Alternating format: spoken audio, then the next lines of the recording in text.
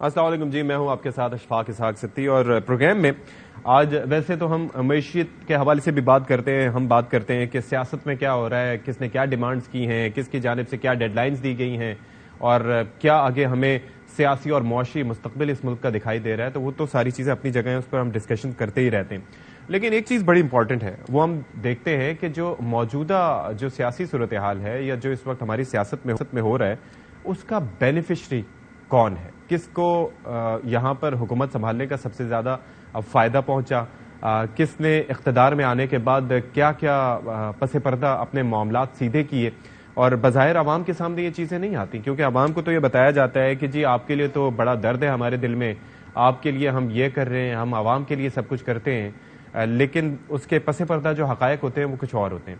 وہ حقائق اس طرح سے ہوتے ہیں کہ آپ معاشی جو ہماری صورتحال ہے وہ دیکھ لیں کہ غریب جو ہے وہ ہر گزرتے دن کے ساتھ پستا چلا جا رہا ہے. آپ پیمنٹس کا جو کرائسس ہے وہ اپنی جگہ کر دیں، آپ انفلیشن کو ایک سائڈ پہ کر دیں، آپ یہ چھوڑ دیں کہ ہمارے اسٹیٹ بینک کے پاس ریزروز کتنے رہ گئے ہیں، ہمارے بیرونی قرضہ کتنا ہے، ہمارا سرکولر ڈیٹ کتنا ہے، ہمارا اس کے ساتھ ساتھ جو خسارہ ہے، کرنٹ اکاؤنٹ خسارہ کتنا ہے، ٹریڈ ڈیفیسٹ کتنا ہے. یہ ساری چیزیں تو اپنی جگہ ہیں. لیکن ابھی میں بات کرنے جا رہا ہوں، بلکہ اس شو میں ہم بات کرنے جا رہے ہیں کہ کس کو کیا فائدہ ہوا.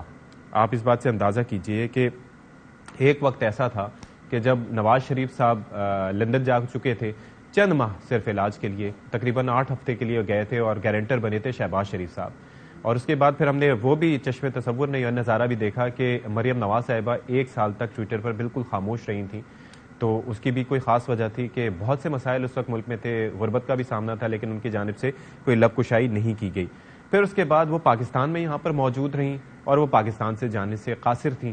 لیکن اب جب سے شہباز شریف صاحب کی حکومت آئی ہے تو اس کے بعد ہم دیکھ رہے ہیں کہ یکلخت ہی جو صورتحال ہے وہ بدلتی چلی جا رہی ہے. یعنی کہ شہباز شریف صاحب پہلے انہیں تھوڑی سی کلین چٹس ملنا شروع ہوئی، اور آپ دیکھیں اس کی وجہ سے وہ وزیر اعظم پاکستان بن گئے.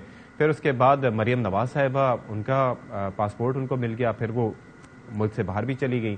پھر اس کے بعد باقی جو معاملات ہیں وہ بھی آپ دیکھ رہے ہیں کہ اب گزشتہ روز سلیمان شہباز صاحب بھی وطن واپس آ چکے ہیں. رانا ثناء اللہ صاحب کا کیس تو خیر وہ پہلے سے ہی کافی کویسچنیبل سرکمسٹینسز میں وہ ساری چیزیں ہوئی تھیں، اور اس کے اوپر کہا بھی گیا تھا کہ وہ ایک غلط ڈیسیجن لیا گیا تھا. لیکن بہرحال وہ بھی اپنے جو مقدمات تھے جو ان کے اوپر بنایا گیا تھا ایک مبینہ طور پر جھوٹا مقدمہ، اس سے وہ بری ہو گئے. تھوڑا سا اندازہ آپ نے لگایا، اور تھوڑا سا آپ کی بھی بصیرت میں یہ چیز آئی ہوگی، آپ نے یہ دیکھا ہوگا کہ کس طریقے سے بڑی آسانی سے وہ کہتے ہیں کہ دودھ میں سے مکھی کی طرح ان سارے کیسز سے یہ نکلتے چلے جا رہے ہیں. اچھا، ارشد شریف صاحب ہمارے شہید بھائی، ہمارے سینئر کولیگ، ان کا ہم تذکرہ کریں تو ان کا تذکرہ ابھی ہوا بھی، تو ایسا کیسے ممکن ہے کہ ہم اس بات کا جائزہ نہ لیں کہ وہ کتنے کیسز اور کتنے ایسے معاملات جو کرپشن سے متعلق ہوتے تھے، اور بھلے کسی بھی جماعت کے رہنماؤں سے اس کا تعلق ہو، وہ ان کو ہائی لائٹ کرتے تھے. اور اگر ابھی بھی ارشد شریف صاحب ہمیں زندہ ہوتے تو وہ لازمی طور پر ان سبجیکٹس پر بات کر رہے ہوتے.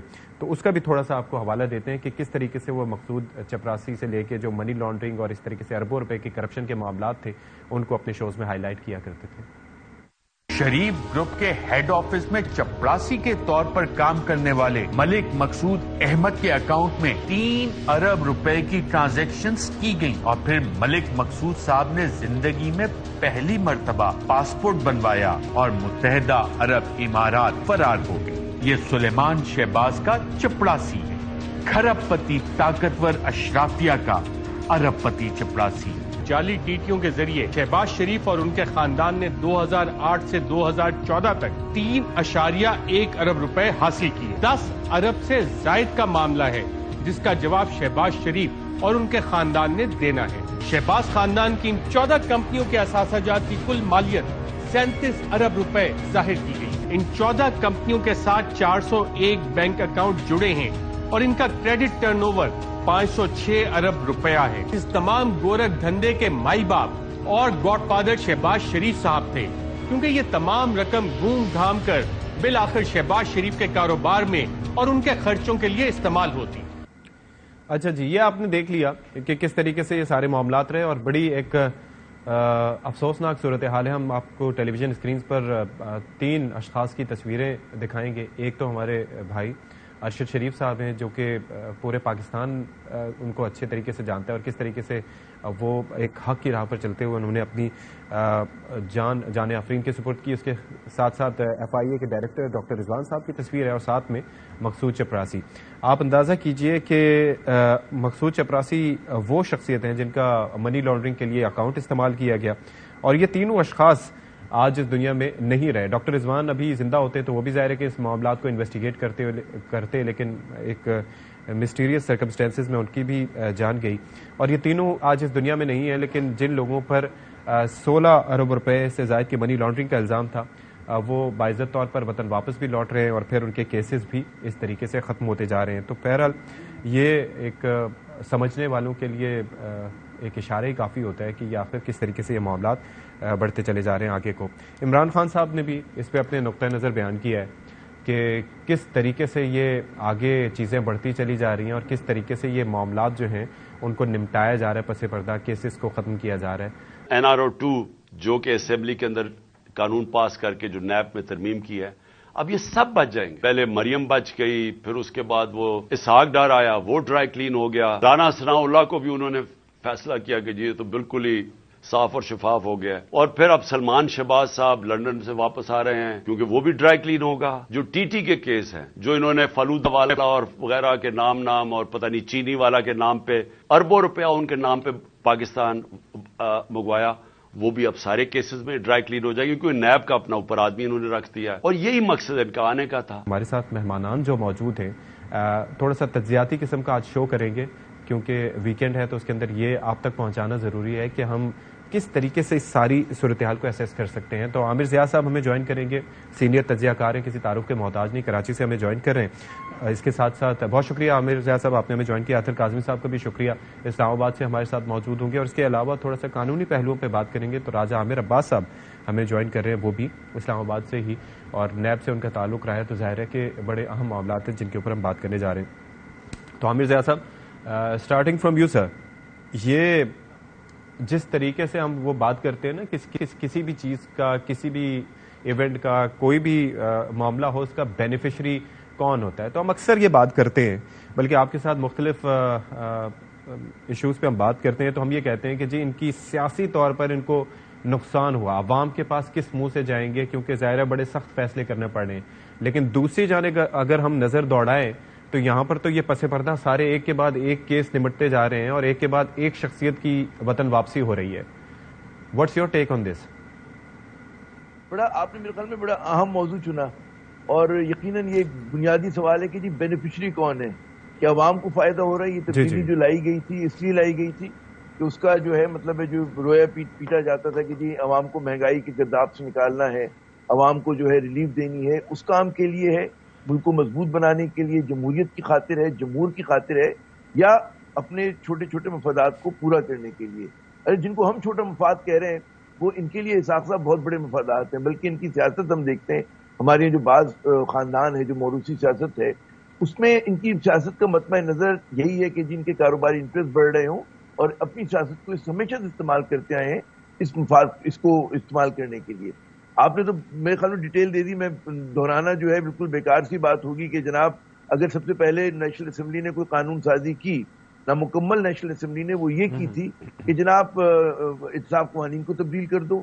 اور کیوں کر دو کہ پرسن اسپیسیفک جو ہے اس میں ترمیمات لائی گئی جس میں میرے خیال میں راجہ عامر عباس صاحب بہت اچھی طرح سے روشنی ڈالیں گے. ایک بات, پھر اس کے بعد دیکھیں کہ جس طرح سے یک کے بعد دیگرے ہر کیس جو ہے وہ کلیپس کر گیا, تو یا تو مطلب ہے سوالیہ نشان ہمارے جوڈیشل سسٹم پہ, انویسٹیگیشن پہ, پروسیکیوشن پہ یہ ہے کہ اگر یہ لوگ اتنے ہی معصوم, اتنے ہی بھولے بھالے بے گناہ تھے تو کیوں ان کو پھر جو ہے کیچڑ میں جو ہے کھینچا گیا. اور اگر نہیں تھے, اور جو کہ میرے خیال میں ایسا نہیں تھا کہ اگر کوئی یہ کہے جی اس ملک میں کرپشن نہیں ہوئی ہے اور کرپشن ہمیشہ اوپر سے نیچے آتی ہے, تو پھر یہ سوال پیدا ہوتا ہے کہ جناب پھر یہ لوگ کیسے چھوٹ گئے. تو ایک بہت بڑا سوالی نشان کھڑا ہو گیا ہے ہمارے لیے, پورے ہماری سیاست کے لیے, ہماری سیاست ہی نہیں ہمارے مطلب ہے جوڈیشل سسٹم کے لیے ایک سوال ہے. اور اس میں عوام کا جو اعتماد ہے وہ اداروں پہ سے اور زیادہ متزلزل ہوتا ہے, اور زیادہ اس کے اوپر کمزور ہوتا ہے. تو میرے خیال میں اس میں اب اس چیز کو دیکھنا یہ ہے کہ یہ سیاست جس طرح سے آگے بڑھا رہے ہیں اس کا الٹیمیٹ فائدہ کیا ہوگا. ایک پہلا راؤنڈ تو یقیناً انہوں نے اپنے فائدے اٹھا لیے, لیکن جب انتخابات میں جاتے ہیں تو کیا یہ اس کا فائدہ اٹھائیں گے یا ہماری عوام اتنے باشعور ہو گئے ہیں اور وہ اس بار مینیپولیٹ نہیں ہوں گے، جو کہ ہمیشہ ہو جاتے ہیں، اکثر ہو جاتے ہیں، تو وہ اب کہتے ہیں نا کہ ان کو وہ کریں گے جو ہونا چاہیے. تو یہ بات اب میرے خیال میں فیصلہ عوام کو ہی کرنا ہوگا، کیونکہ ہمارے جو انصاف کا نظام ہے وہ تو بھائی بالکل مجھے لگتا ہے کہ وہ کہتے ہیں بڑے بڑے قاتلوں کو سزا نہیں دے سکتا، تو وائٹ کالر کرائم میں تو بالکل ہی بے دست و پا ثابت ہوا ہے. جی بے دست و پا ثابت ہوا ہے. اطہر کاظمی صاحب، would you agree with that کہ ایک ٹائم تھا کہ ہم بات کرتے تھے کہ کتنے بڑے بڑے کیسز ہیں، اور آپ کو یاد ہوگا کہ شہزاد اکبر صاحب اس وقت جو ایک ایسٹ ریکوری یونٹ تھا بنایا گیا تھا اسپیشلی اس مقصد کے لیے، تو اس وقت وہ آ کے پریس کانفرنس کرتے تھے کہ یہ کیسز، پھر اس کے بعد نیب کے پاس بھی کیسز جاتے تھے، اور لگتا یہ تھا کہ اس بار جو ہاتھ ڈالا گیا ہے تو لوگ بچ نہیں پائیں گے، کیونکہ جو میگنیٹیوڈ تھا ان کیسز کا وہ بہت بڑا تھا. لیکن اب جس طریقے سے آسانی سے یہ کیسز ختم ہوتے جا رہے ہیں، یہ واقعتاً ایسے ہی سیاسی بنیاد پہ کیسز تھے یا ان کو کمزور پروسیکیوشن کی وجہ سے ان کو بالکل کھڈے لائن لگا دیا گیا؟ دیکھیں، یہ کوئی سیاسی نوعیت کا اس طرح کیس تو نہیں تھا نا کہ کوئی دہشت گردی کا کیس کر دیا ہو جس طریقے سے، یا کوئی اس قسم کا کیس ہو کہ انہوں نے کوئی کہیں پہ کوئی تقریر کی ہے، تقریر کی وجہ سے جس طرح اعظم سواتی صاحب کے اوپر کیسز ہیں. یہ کیسز وہ تھے کہ جن میں بینکس کے اندر ٹرانزیکشنز ہوئی ہیں.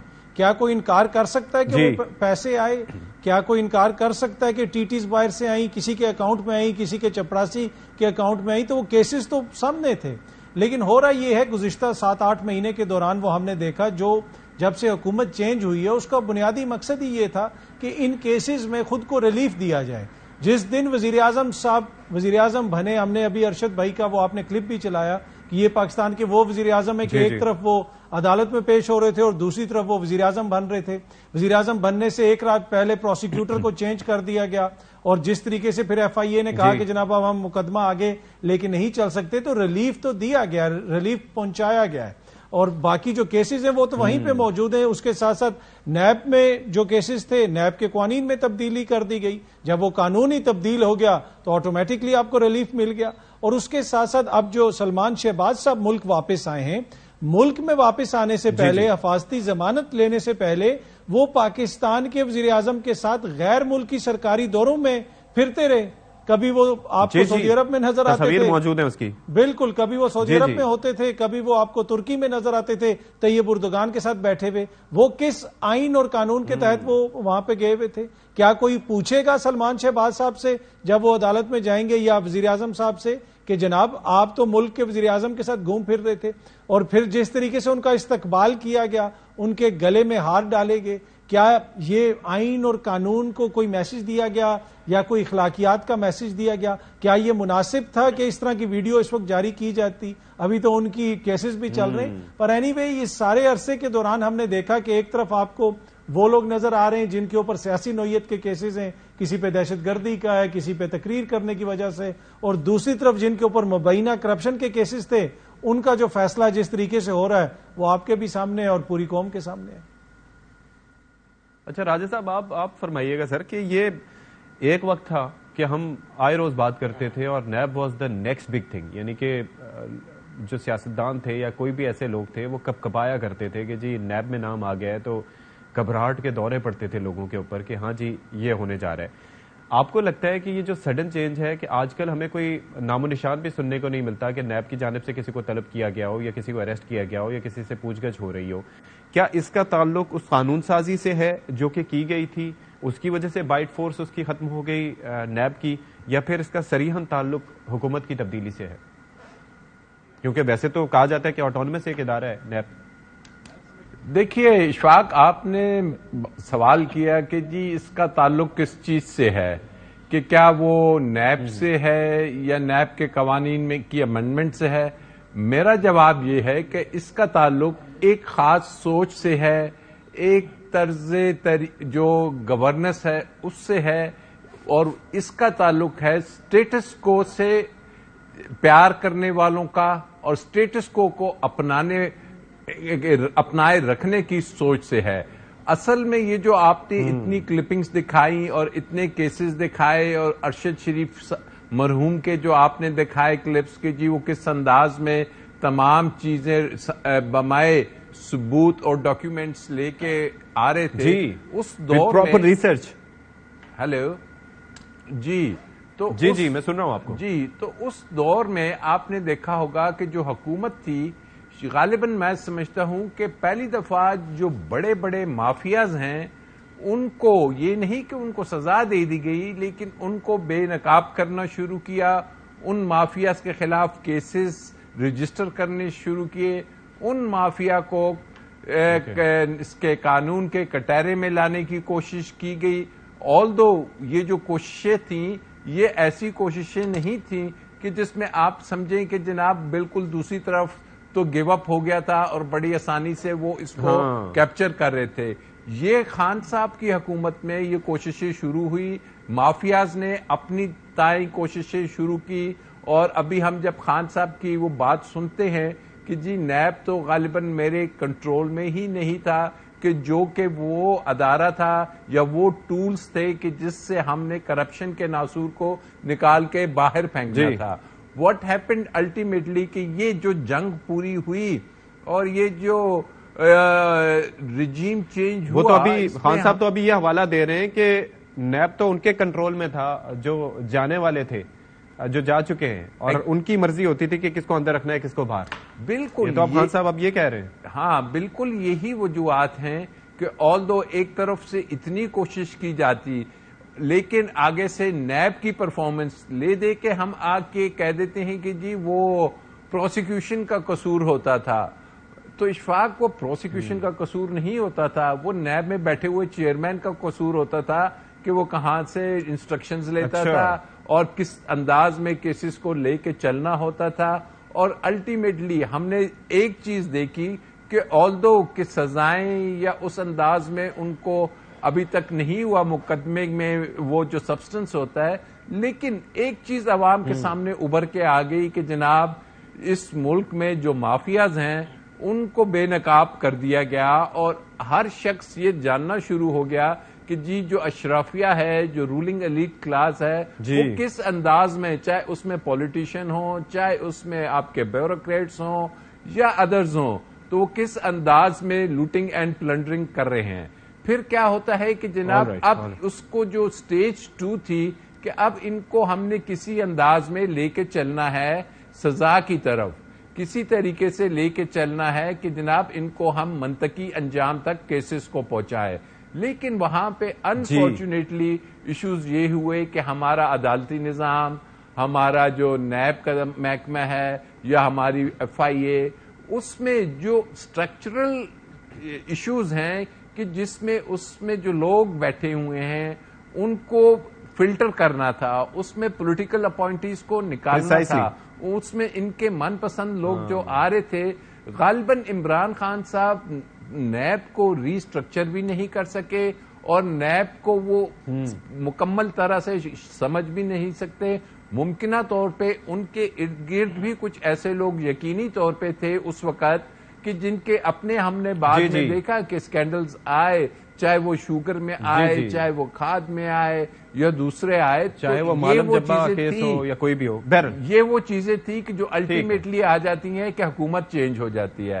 حکومت چینج ہوتی ہے تو آپ کو انہی حکومت کے بڑے سینئر منسٹر ہیں غلام دستگیر صاحب, ان کی statement on record electronic media آتی ہے کہ جناب ہم تو آئے ہیں اس لیے کہ ہمارے کیسز ختم ہونے چاہیے, ہم اپنے میگا کرپشن کیسز کو ختم کرنا کے لیے آئے ہیں, اور جو پہلی امینڈمنٹ غریبوں کو غربت دور کرنے کے لیے یا ایگریکلچر کی پالیسی لانے کے لیے وہ انہوں نے جو پہلی لیجسلیشن کی امینڈمنٹ کی. اور کو ایک well take a break here, break کے بعد آئیں گے تو ہم کچھ اس پہلو پہ ڈسکشن کریں گے کہ کن وجوہات کی بنا پر نیب اتنا کمزور ہوا یا وہ ادارے کمزور ہوئے جو کہ ایسے لوگوں کو کیفر کردار تک پہنچانے کے لیے صحیح طریقے سے اپنا کام کر سکتے تھے. بریک کے بعد حاضر ہوں گے. اچھا جی, بہت شکریہ آپ کا, آپ ہمارے ساتھ جڑے ہوئے ہیں اور ایک بار پھر سے آپ کا خیر مقدم بھی ہم کرتے ہیں. اچھا عامر صاحب, ایک چیز میں صرف آپ سے جاننا چاہوں گا, آپ سب کے علم میں ہے, میرے بھی علم میں ہے کہ آپ کو یاد ہے کہ وہ ایک بڑی متنازع سی ویڈیو سامنے آئی تھی, وہ سر سے پاؤں تک والی. جب ایسی ویڈیو سامنے آئی تھی تو اس کے بعد ہی ایک امپریشن تھا سب کے سامنے کہ اب شاید کافی ساری چیزیں جو ہے وہ کمپرومائز ہو جائیں گی اس ویڈیو کے سامنے آنے کے بعد. اور اس کے بعد ہم نے دیکھا کہ اس کے اوپر فردر کوئی بات بھی نہیں ہوئی اور پھر معاملات جو ہے وہ بالکل خاموشی کی طرف چلے گئے. تو آپ کو لگتا ہے کہ اس کے بعد ہی ڈیسیجن لے لینا چاہیے تھا اور ان کو عہدے سے, جو اس وقت چیئرمین صاحب تھے, ان کو عہدے سے ہٹا دینا چاہیے تھا, جو بھی اس کا طریقہ کار تھا کہ سپریم جوڈیشل کاؤنسل میں معاملہ بھیج کے, یا ان کو کنٹینیو رکھا گیا وہ ٹھیک تھا؟ مناسب تو یہی ہوتا ہے کہ مطلب ہے کہ اس ویڈیو کا نوٹس لیا جاتا, لیکن میں آپ کو یقین دلاؤں کہ اگر ویڈیو نہ بھی آتا اور کوئی اور شخص بھی آ جاتا تو غالباً نتیجہ یہی نکلنا تھا جو ابھی نکلا ہے. دیکھیے صورتحال کی ہماری نیب کا تصور بہت اچھا تصور ہے. نیب جیسے ادارے کی ضرورت ہے ملک کو, اس کو مزید مضبوط ہونا چاہیے نہ کہ کمزور ہونا چاہیے. ہمارے یہاں لیجسلیچرز نے اس کو کمزور کر دیا. کیوں کیا؟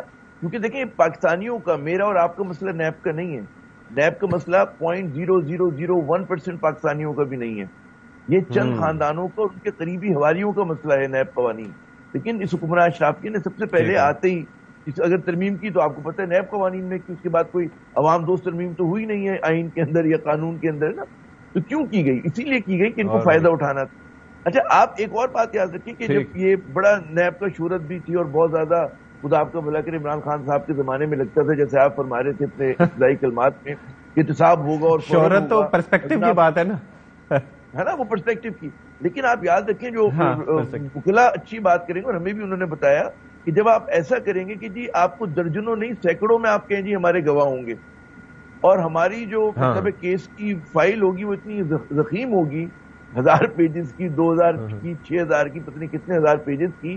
اس کا مطلب ہے آپ کیس خود ہی کمزور کر رہے ہیں کہ یعنی کہ آپ تمام وٹنسز کو پورے کر ہی نہیں سکتے, بجائے اس کے کہ آپ 2-4 بڑے سالڈ وٹنس لے کر آئیں کہ جن کو ناقابل تردید ہوں وہ, اور اپنا کیس وہ جو اختصار کے ساتھ بنانا. ہم صحافت میں سیکھتے ہیں نا کہ وہ اختصار, مجھے نہیں پتا ہمارے وکیل بھائی کیوں نہیں اختصار سے کام لیتے کہ وہ بات آپ اختصار کے ساتھ بھی کر سکتے ہیں. تو وہ پوچھے راجہ صاحب سے کہ اتنے بڑے بڑے maybe they try to over impress the courts. یہ شاید کا ایک مقصد ہو سکتا ہے. بعض اوقات وہ جیسے تھانے میں ایف آئی آر کاٹتے ہوئے جان کے کہتے نا اس کو ویک بنایا جاتا ہے, کمزور ایف آئی آر کاٹی جاتی تاکہ بینیفٹ ہو جائے پرابلی. تو یہاں پر اچھا اب ایک اور معاملہ ہے ٹھیک ہے, ایک اور معاملہ ہے جس پہ بات کرنی ہے آج بڑے امپورٹنٹ ہے, وہ ہے جناب اسمبلیوں کی تحلیل سے متعلق. کہ اکثر ہم کہتے ہیں کہ ابھی فواد چودھری صاحب کا بھی ایک ٹویٹ بھی سامنے آیا تھا اور انہوں نے کہا کہ جی ہم کچھ بھی ہو ہم نے کر دینی ہے تحلیل 21 دسمبر کو اگر انہوں نے کوئی فیصلہ نہ کیا. خان صاحب نے اس پہ جو نقطہ نظر ہے وہ اپنایا ہے کہ جناب ہم اگر پرویز الہی صاحب تو مزید وقت چاہتے ہیں لیکن ہم اسمبلی تحلیل کر دیں گے. تو وہ بھی ذرا آپ کو دکھائیں گے کہ انہوں نے کیا کہا. میں آپ کو واضح کر دوں, ہاں موقف مختلف ہوتا ہے, ان کا اپنا موقف ہے کہ وہ سمجھتے ہیں شاید آگے جانا چاہیے یعنی تھوڑی اور دیر چلنا چاہیے. ہمارا پلان پورا وہی ہے. جب میری تیاری ہوگی, میں نے آپ کو کہا دسمبر میں انشاءاللہ ہو جائے گی, میں اپنے وہی جو میں نے اناؤنس کیا اسی پہ میں چلوں گا, میں یہ اسمبلی سے نکل جاؤں. پھر اس کے بعد ایک اور چیز بڑی امپورٹنٹ ہے کہ کیا نون لیگ پرویز الہی صاحب سے دوبارہ مذاکرات کرے گی. دیٹ از ویری امپورٹنٹ کہ اس سوال کا جواب ہمیں ملے. اور یہ سوال پوچھا گیا رانا ثناء اللہ صاحب سے, کیونکہ آپ کو یاد ہوگی کہ وہ تذکرہ کہ دعائے خیر بھی ہوئی تھی اور اس کے بعد وہ اپنی بات سے مکر گئے تھے. وہ تو سب کے سامنے آ گیا تھا کہ وہ کیوں مکرے تھے اور کس وجہ سے وہ تحریک انصاف کا ساتھ دینے کا انہوں نے فیصلہ کیا اور اب اس پہ قائم ہے. تو رانا ثناء اللہ صاحب کا کیا موقف تھا مذاکرات کے پہلو پہ, آپ کو ذرا دکھاتے ہیں. پہلے اگر عمران خان پرویز الہی کو کہتے ہیں اسمبلیاں توڑیں اور پرویز الہی اسمبلیاں نہیں توڑنے چاہتے, تو کیا نون لیگ پھر مدد کرے گی کہ آئیں آپ ہمارے نمبرز کی مدد سے وزیر اعلیٰ رہیں؟ ایسی صورتحال میں جو ہے وہ اس چیز کے اوپر جو ہے وہ غور کیا جا سکتا ہے. پرویز الہی سے اب دوبارہ کوئی بات ہو سکتی ہے. وہ اگر آپ کی طرف آنا چاہیں, ان کی وزارت اعلیٰ کی خواہش پوری کر لے اور ان کو وزیر اعلیٰ مان لے. دیکھیں اگر میری پارٹی میں یہ بات ڈسکس ہوئی اور یہ غور اویلیبل ہوا تو میں تو یہ رائے دوں گا کہ غور ہونا چاہیے. اطہر بھائی آپ ذرا یہ فرمائیے گا کہ یہ کیا آپ کو لگتا ہے, پہلے تو خان صاحب کا یہ نقطہ نظر کہ پرویز الہی صاحب تھوڑا وقت چاہتے ہیں, مونس الہی صاحب بھی اس حوالے سے بات کر چکے ہیں, اور پھر طرح طرح کی چیزیں جو ہے وہ اس وقت ان کی بازگشت سنائی دے رہی ہے. کہیں پر ہم رانا ثناء صاحب کہتے ہیں کہ اکتوبر میں ہوں الیکشنز یا دسمبر میں ہوں, یا بات چیت سے طے ہو سکتا ہے. پھر کچھ لوگ یہ کہتے ہیں کہ جی اس اسمبلی کو 1 سال کی مزید توسیع بھی دی جائے, اور کل وہ قادر مندوخیل صاحب ہماری شو میں کہہ رہے تھے کہ جی 2023 میں بھی الیکشن ہوتے نہیں دیکھ رہا. آپ کو کیا لگتا ہے کہ کس جانب یہ معاملہ دکھائی دے رہا ہے؟ دیکھیں جو بنیادی گول اور مقصد کیا ہے کہ کسی بھی صورت میں الیکشنز میں نہیں جانا. اس کے لیے چاہے کسی کو بھی وزیر اعلیٰ بنانا پڑ جائے، کسی کے ساتھ بھی اتحاد کرنا پڑ جائے. آج جو پیپلز پارٹی اور نون لیگ اور دیگر دوست اکٹھے بیٹھے ہوئے، وہ کس لیے بیٹھے ہیں؟ وہ اس لیے بیٹھے ہوئے کہ کچھ مقاصد انہوں نے حاصل کرنے جن کا ہم نے پچھلے سیگمنٹ میں بھی ذکر کیا، اور اب جو ان کا بنیادی مقصد ہے اور ان کو پتا ہے کہ اگر ہم انتخابات میں گئے، اگر ہم مل کے بھی انتخابات میں جاتے ہیں تو ان کو سامنے شکست نظر آ رہی ہے. تو یہ مقصد انہوں نے اچیو کرنا ہے، چاہے اس کے لیے ان کو پرویز الہی صاحب کو کچھ بنانا پڑے یا کسی اور معزز شخصیت کے ساتھ کوئی اتحاد کرنا پڑے، وہ کریں گے. اور خان صاحب کو بھی پتا ہے کہ زمین آسمان ایک ہو جائے گا. یہ کبھی بھی ارلی الیکشنز کے اوپر کسی صورت میں بھی یہ متفق نہیں ہوں گے، کسی صورت میں بھی یہ ایگری نہیں کریں گے. اس لیے کہ جو یہ سسٹم مضبوط ہوتا جائے گا موجودہ حکومت کا، خان صاحب کے لیے اتنی زیادہ مشکلات کھڑی ہوتی رہیں گی.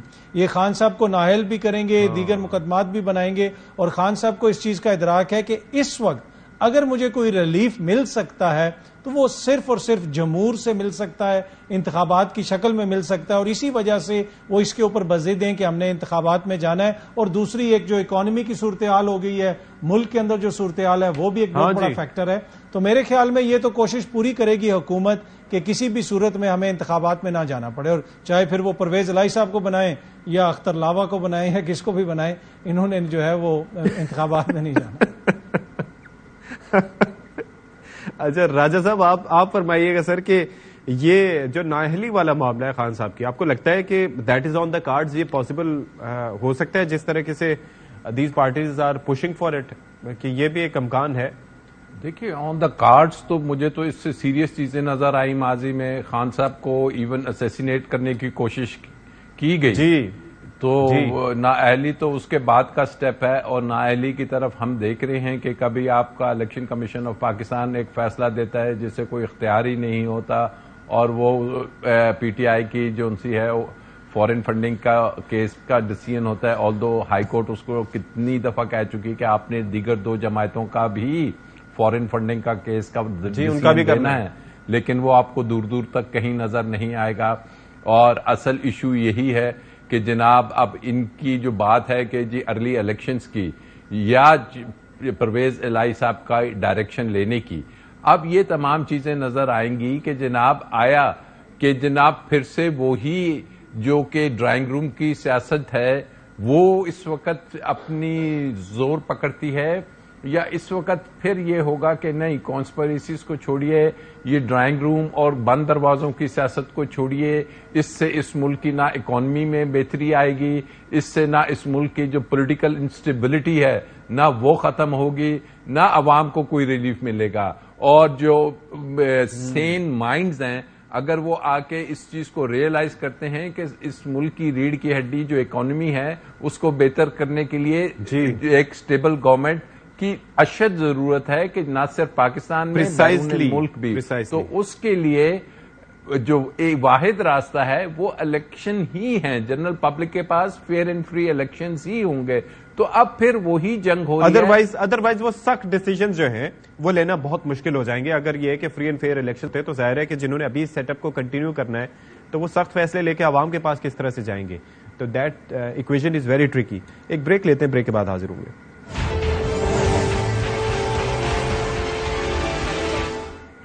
پروگرام کے آخری حصے میں آپ کا خیر مقدم کرتے ہیں، اور اب جناب آپ دیکھ رہے ہیں کہ ایک کے بعد ایک وہ جو ڈومینو ایفیکٹ ہے وہ ہمیں دکھائی دے رہا ہے کہ ایک کے بعد ایک شخصیت کی وطن واپسی ہو رہی ہے. کہ کس طریقے سے اسحاق ڈار صاحب وطن واپس آئے، پھر اس کے بعد سلیمان شہباز صاحب کو ہم نے دیکھا کہ وطن واپس آ چکے ہیں، اور اب جو ہے وہ ایک امپریشن دیا جا رہا ہے کہ نواز شریف صاحب وطن واپس آ جائیں گے.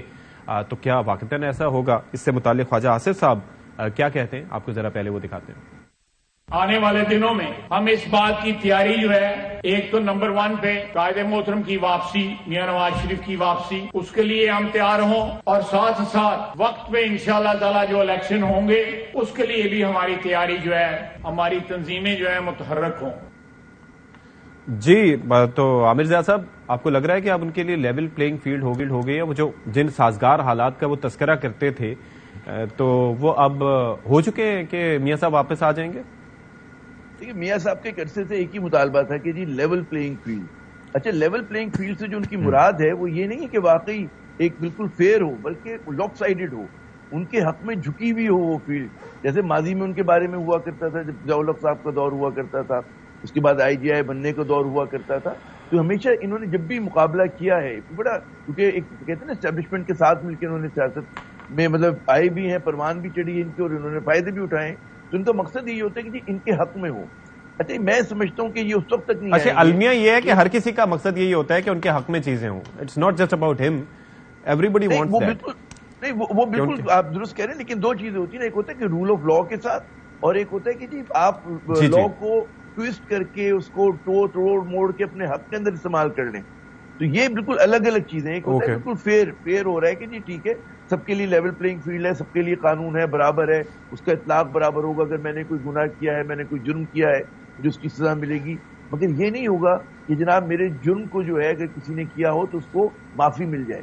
تو یہاں پر جو ہو رہا ہے یہ الٹی گنگا جو ہے وہ بہ رہی ہے, اور اس کے اندر یہی ہو رہا ہے کہ جناب ان کے کرپشن کے کیسز جو اوپن اینڈ شٹ ہیں وہ پہلے آپ نے دیکھا بند ہو گئے. جس کیس میں سزا ملی ہے اب یہ لوگ سر جوڑ کے بیٹھے ہوئے کہ جی اس سے کس طرح سے, اس کنوکشن سے کیسے اپنے آپ کو نکالیں. اچھا اب دو صورتیں اس کی.